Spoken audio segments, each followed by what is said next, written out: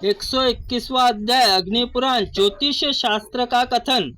वर वधु के गुण और विवाह आदि संस्कारों का काल विचार। शत्रु के वशीकरण, स्तंभ संबंधी मंत्र, ग्रहण दान और सूर्य संक्रांति के ग्रहों की महादशा। अग्निदेव कहते हैं, ओम अग्निदेवाय नमः।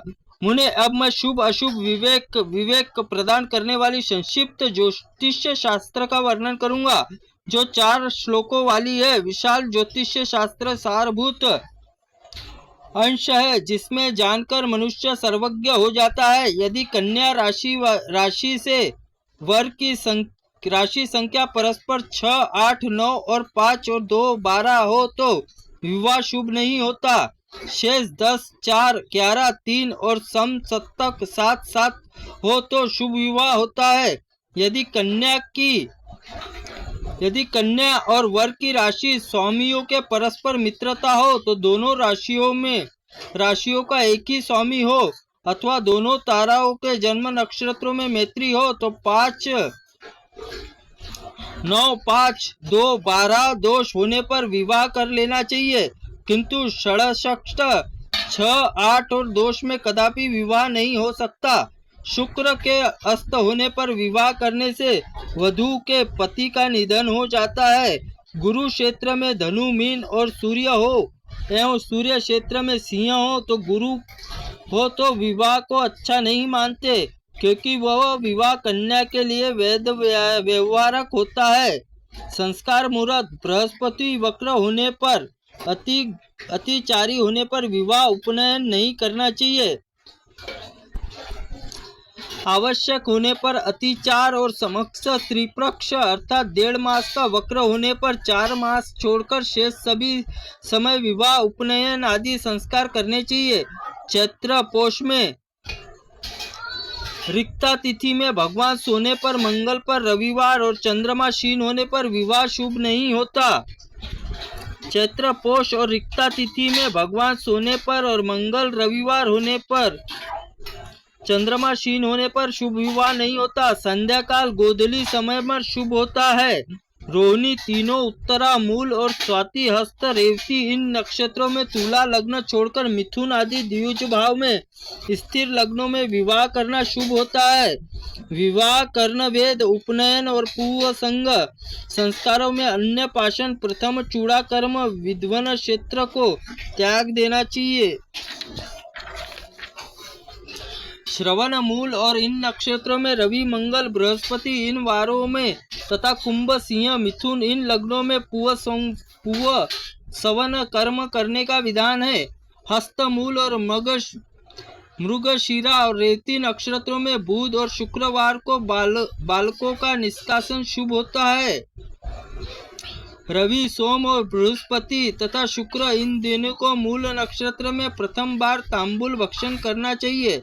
नक्षत्र शुक्र और बृहस्पतिवार को मकर और मीन लग्न में हस्तांशी 5 नक्षत्रों में पुष्य तथा कृतागिदि 3 नक्षत्रों में अन्नप्राशन करना चाहिए।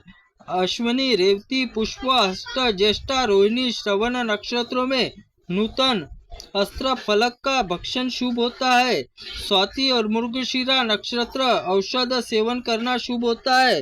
रोग मुक्त स्नान, तीनों पूर्व और मदा, भरणी, स्वाति, श्रवण और ये तीनों नक्षत्र में रवि, शनि और मंगल इन वारों में रोग विमुक्त व्यक्तियों को स्नान करना चाहिए। यंत्र प्रयोग, मिट्टी के चौकर, स्पष्ट और 8 दिशाओं में ही कार और बीच में अपना नाम लिखे। पार्थिव पट्ट और भोजन पत्र पर 8 दिशाओं में ही लिखकर मध्य में अपना नाम गोरोचन और कुमकुम से लिखे। ऐसे यंत्र को वस्त्र में लपेटकर गले में धारण करने से शत्रु निश्चय ही वश में हो जाते हैं। इस गोरोचन तथा कुमकुम श्री ही मंत्र संपुष्टिक नाम 8 भूर्ज पत्र पर खंड पर लिखकर पृथ्वी में गाड़ दे तो शीघ्र ही विदेश गया हुआ व्यक्ति वापस आ जाता है। उसी समय यंत्र को हल्दी के रस में शिलापट्टी पर लिखकर नीचे मुख कर पृथ्वी पर रख दे तो शत्रु स्तंभ हो जाता है। ओम हूँ सह मंत्र से संपुष्टित नाम गोरोचन का कुमकुम में 8 भुर्ज पत्रों पर लिखा हुआ रखा जाए तो मृत्यु निवारण होता है। एक यंत्र 5 और 9 बार लिखने से परस्पर प्रेम होता है। यह यंत्र 1 और 5 और 9 बार लिखने से परस्पर प्रेम होता है। 2 या 6 बार लिखने से वियुक्त व्यक्तियों का संयोग होता है। 3 या 7 या 11 बार लिखने से लाभ होता है और 8 और 4 और 12 बार लिखने से परस्पर शत्रुता होती है। भाव और तारा मेषादि लग्नों में तनु, धनज और सहज, सुहत, सूत, रिपु, जाया, निधन, धर्म, कर्म, व्यय 12 भाव होते हैं। अब 9 तारों का बल बताता हूँ।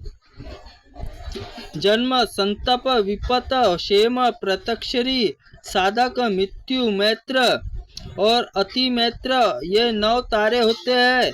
बुध, बृहस्पति, शुक्र, रवि, सोमवार, माघ आदि 6 मासों का प्रथम शौर्य कर्म बालक मुंडन कराना शुभ कहा गया है। बुधवार तथा गुरुवार को पुष्य, श्रवण, चित्रा नक्षत्र, कर्ण वेद संस्कार शुभ होता है। 5वें वर्ष में प्रतिपदी, षष्ठी, रिक्ता, पूर्णिमा तिथियों को मंगलवार को छोड़कर शेष वारों को सरस्वती, विष्णु, लक्ष्मी का पूजन, अध्ययन, अक्षरारंभ करना चाहिए। माघ से लेकर 6 मास पर्यंत का अर्थात आषाढ़ तक का उपनयन संस्कार शुभ होता है। चूड़ाकरण आदि कर्म श्रावण आदि 6 मासों में प्रपस्त नहीं मानना चाहते। गुरु तथा शुक्र अस्त हो गए तो चंद्रमा क्षीण हो तो यज्ञोपवीत संस्कार करने में बालक की मृत्यु अथवा जड़ता होती है, ऐसा संकेत कर देते हैं। शौर कहे गए नक्षत्रों में शुभ ग्रह में दिनों में समावर्तन संस्कार करना शुभ होता है। त्रुटिपूर्ण वाक्य के लिए भगवंत हमें क्षमा करे। अग्नेय पुराण 121वां अध्याय।